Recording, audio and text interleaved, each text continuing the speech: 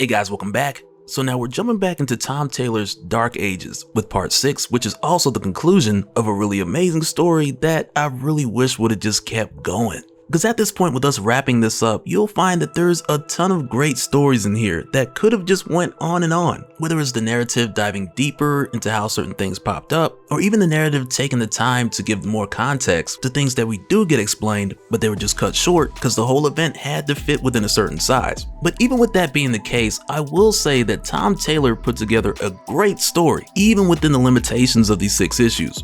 And with that said, let's get into it. But first, if you're new to the channel, be sure to subscribe to catch the spills every week, and don't forget to hit that bell up top so we can squat up in the comments for the first hour.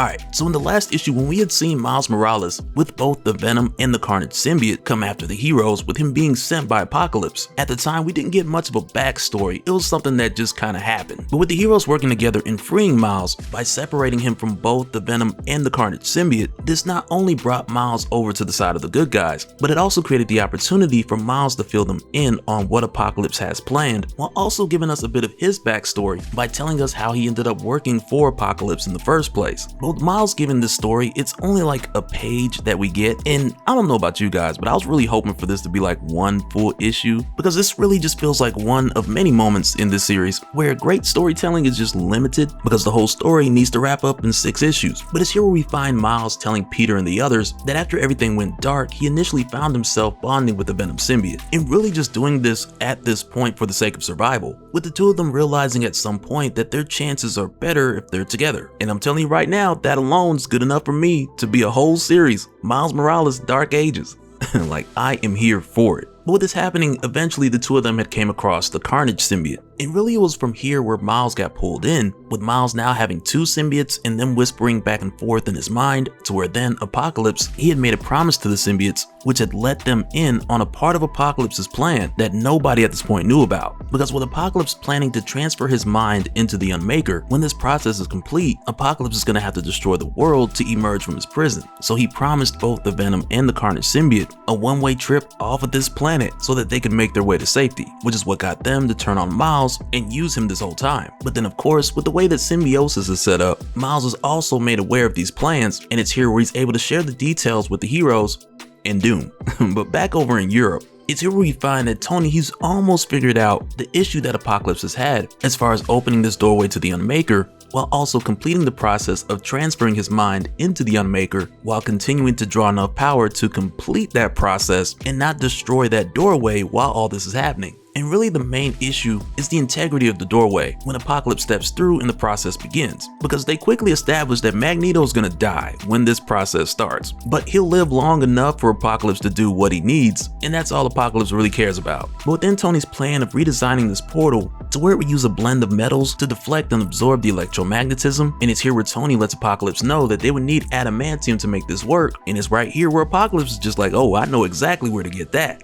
And Apocalypse lets them know that he has some adamantium buried underneath them. And when he says this, it's here we find that Wolverine has been under Europe this whole time, and Apocalypse had just been storing him here in the case that he would need adamantium, which really in this case just goes along the lines of us seeing Apocalypse collect the people that he needs in order to make his plans work. But in addition to him taking Tony and the others, it's only been loosely referenced as far as who else he has specifically, with much of those other captures and alliances taking place off panel or just happening over the course of the past 7 years during the blackout, which I'm sure during that time there's a lot of good stories to be told, which we may or may not see at some point. But with Apocalypse coming down here really just to harvest Wolverine's adamantium, he uses Kilgrave to get Cyclops to open his eyes and just blast the meat off the bone of poor Logan, which at this point just takes Wolverine out of this story just as quickly as he came in. But with Apocalypse now having the adamantium that he needs for his gate, Tony then suggests that Reed uses a molecular deconstructor in order to repurpose the adamantium since Apocalypse is in a rush. But through the course of this, while Apocalypse is making progress like crazy, Otto Octavius, who again is not mind controlled, he approaches Apocalypse and he's like, can we have a word for a minute? And really it's here where Apocalypse and Otto, they go for a walk. And Otto, he's kind of like, hey, so I was kind of looking at the plans you got set up and I'm seeing where everything's going, you know, boom, boom.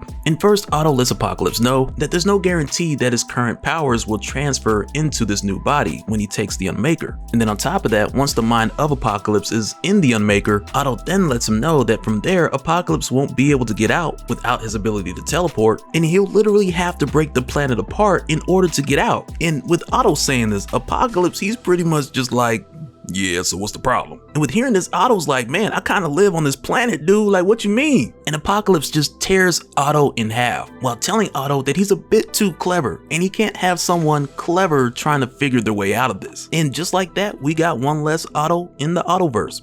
And so for the heroes at this point who know that they don't have a lot of time, or actually even less time than they thought thanks to Miles, and it's here as they make their way closer to Apocalypse base to where they craft a plan together, which is designed by Moon Girl and Dr. Doom. But as they make their way in, they leave May and Danny with Devil Dinosaur, and it's kind of cute how they're like, okay, Devil Dinosaur, you protect May and Danny, while at the same time they're like, hey, May and Danny, you protect Devil Dinosaur, when really they're just keeping the children and the wounded at a safe distance. But as they make their way closer to the entrance, Laura Kinney and Doom spot the body of Otto Octavius split in half, and when seeing this, Gabby's just like, well, it looks like we got two Cortaviuses out here. And I'm not gonna front, when I first read that, I screamed.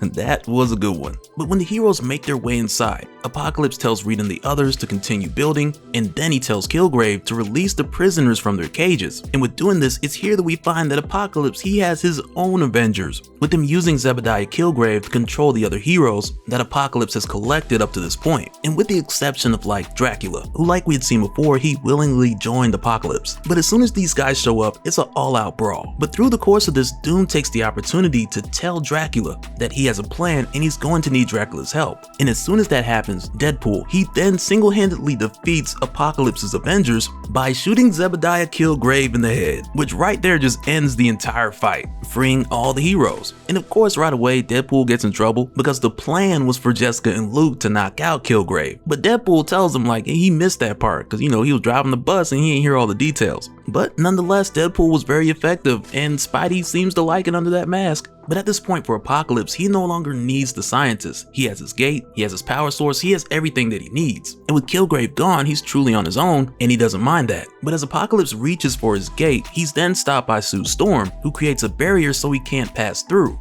And really it's from here where the final stages of the plan that was crafted by Moon Girl and Dr. Doom, this is where they kick in. Because now with Kilgrave out the way, who I'm pretty sure with like how Deadpool took care of that was Dr. Doom's initial suggestion, but nonetheless Deadpool was effective and they needed Apocalypse on his own to create this small window of opportunity. Because first, Nightcrawler, he just bamps over there and he strips the armor off of Apocalypse, to where then next, Dracula bites Apocalypse, turning Apocalypse into a vampire, which from here makes it so that Apocalypse can be killed just like any other vampire. And so with that being done, this is where Blade steps in, with him first driving a stake through the heart of Apocalypse so that he then can just decapitate him and finish the job. But with Blade seeing the opportunity of a 2-for-1 in this situation, he then decapitates Apocalypse and Dracula in one swing, turning them both into dust because why not?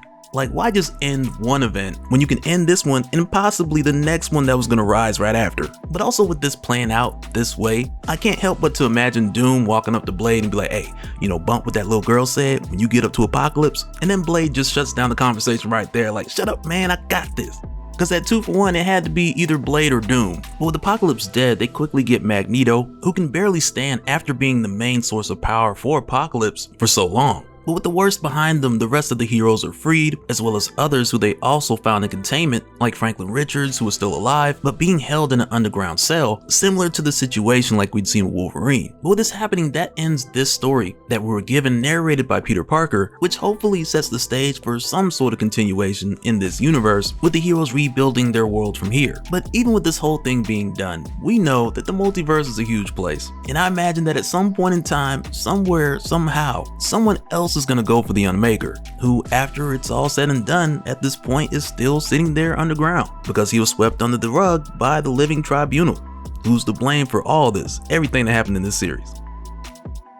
And so now real quick, I want to give a special shout out to all the patrons. Thank you guys for all your support, and for anyone who's new here who wants more information on how to support the channel, I got a link below to where you can go to patreon.com/dopespill. But that'll do it for this one, guys. Let me know your thoughts down in the comments below, and we'll do it again on the next one. Alright, later.